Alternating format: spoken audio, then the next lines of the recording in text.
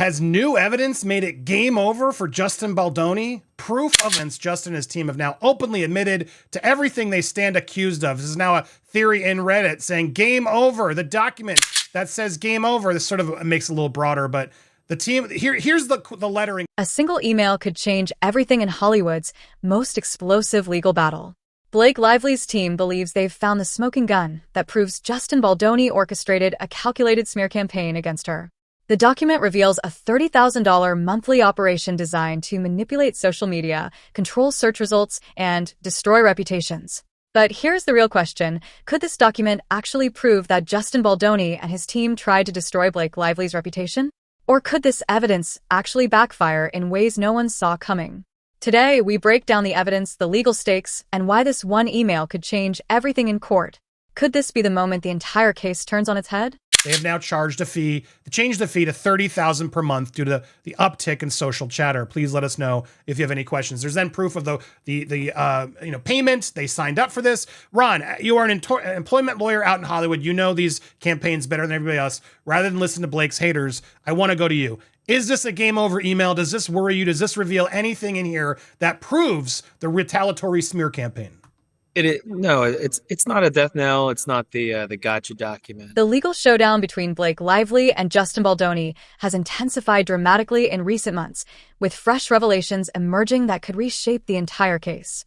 At the center of the storm is an email from August 2024, allegedly drafted by Baldoni's PR firm, Street Relations, which outlines a strategy to manage the narrative around Lively during the promotion of It Ends With Us. This document, now a pivotal piece of evidence, details plans to boost search engine optimization, SEO, monitor online forums, and engage communities on platforms like Reddit, TikTok, and X to expose Lively's past and current behavior.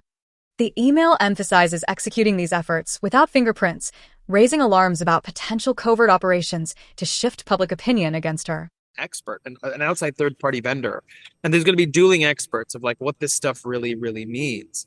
And then the jury's going to have to listen to these experts, the dueling narratives, and make a decision. But at the end of the day, most people just read the black and white, and the lawyers will try to spin what they mean. But at the end of the day, there's nothing in there saying like we have to create something that's not real, positive or negative about anyone else, and let's push that narrative so that it is picked up by people looking online. So it's not really a death knell in my opinion. Lively's legal team hails this as a game-over revelation, arguing it substantiates her claims of a retaliatory smear campaign launched after she reported alleged on-set harassment. They point to specific language, such as leveraging relationships on social media to influence conversations in real time, and using click-through rate, CTR, manipulation to bury negative links about Baldoni while amplifying those detrimental to Lively. The proposed $30,000 monthly fee for these services has fueled speculation, with experts questioning whether such a sum could fund a truly untraceable, large-scale operation. Tech analysts consulted in the case suggest that manipulating algorithms on a national level would demand far greater resources, potentially exposing the plan as more aspirational than executed. It would be so much more expensive to try to do something like this, to buy the SEO and the algorithm on front pages of Google. Costs way more than what they're paying for here. So again, anybody who breaks this down from a tech standpoint, I'm sure can track this down and sort of acknowledge that. Do you agree with that defense? Do you think that's something they will rely on as well? Yes, from the price point, you're totally right. Yet, Baldoni's defense, led by attorney Brian Friedman, counters that the email represents standard reputation management, not malice. They argue it lacks any admission of fabricating falsehoods, focusing instead on highlighting existing information to counter what they describe as Lively's own aggressive PR tactics. Friedman has publicly dismissed the document as innocuous, insisting it was a defensive response to Lively's actions, like her alleged control over the film's editing and promotion, which they claim sidelined Baldoni. Recent court filings reveal text messages from the film's editors in April 2024, indicating Lively wielded significant influence over intimate scenes, even those not featuring her directly, to align with her vision, further stoking Baldoni's narrative of her overreach. As the case progressed into 2025, depositions have added layers of tension. On July 31st, Lively faced Baldoni in person during her deposition, a rare confrontation that reportedly lasted hours. Details leaked to media outlets, including what Lively wore and the presence of her husband Ryan Reynolds, prompted her team to accuse Friedman of turning the proceedings into a media circus. They filed for sanctions, claiming Friedman's firm leaked information to tabloids like the Daily Mail and TMZ, violating confidentiality. In response, a federal judge ruled on August 8 in Lively's favor, blocking Baldoni's team from using the 292-page deposition transcript until finalized, criticizing the submission as a ploy to invite public speculation and scandal. This ruling underscores the strategic implications. Lively's camp is leveraging it to portray Baldoni's side as desperate, while Friedman vows to press forward, emphasizing that no smoking gun proves fabrication. Broader discoveries, including subpoenas to influencers and YouTubers critical of Lively, suggest her team is aggressively pursuing anyone perceived as part of the alleged smear. Baldoni, meanwhile, has sued his insurers for refusing to cover mounting legal fees, highlighting the financial strain of this protracted battle. What does this mean for the key players? For Lively, proving the email led to tangible harm could strengthen her harassment and retaliation claims under California law. Baldoni risks further reputational damage if more communications surface, but a successful defense might expose Lively's influence as the real catalyst for the feud. Why escalate to such extremes? Could these maneuvers backfire, turning a film about breaking cycles of abuse into a real-life cautionary tale? The court of public opinion is divided, with ex-posts ranging from accusations of Baldoni as an abuser to defenses of his innocence amid Lively's star power. What do you think? Is this evidence of a calculated attack, or just Hollywood's brutal PR game? Let's rewind for a moment to understand how this legal firestorm began. In December 2024, Blake Lively filed a complaint with the California Civil Rights Department, accusing Justin Baldoni of sexual harassment during the filming of It Ends With Us, a movie tackling domestic violence.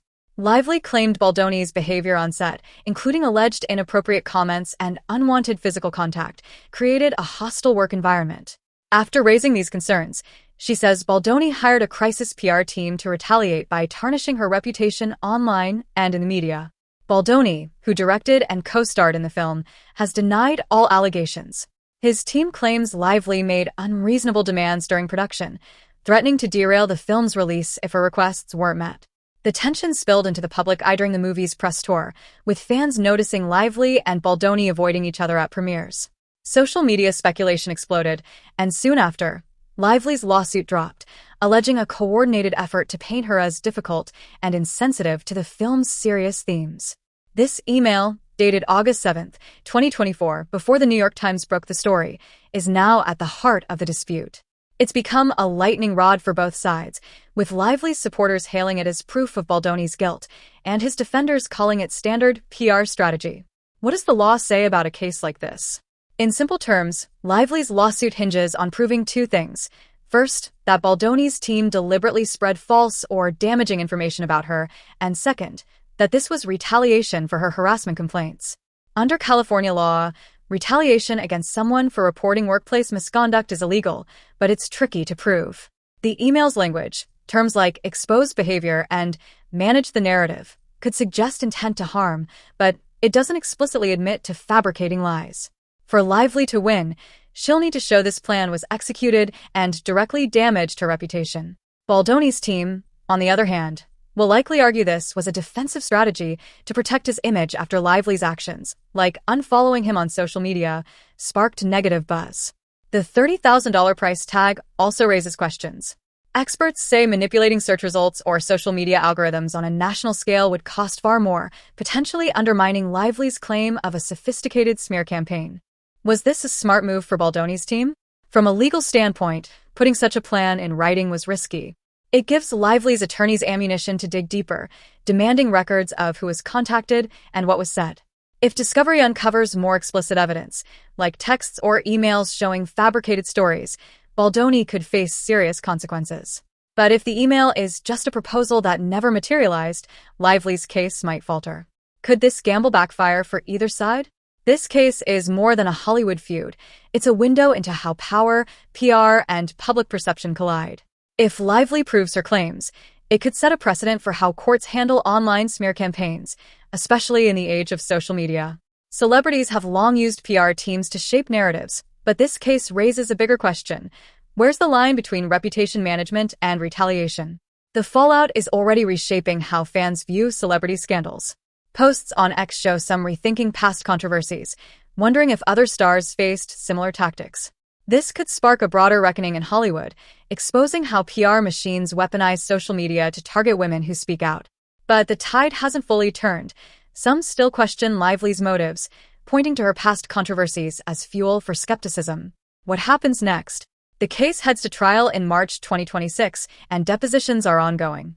Lively's team is pushing to uncover more communications, while Baldoni's attorneys are doubling down, dismissing the email as routine.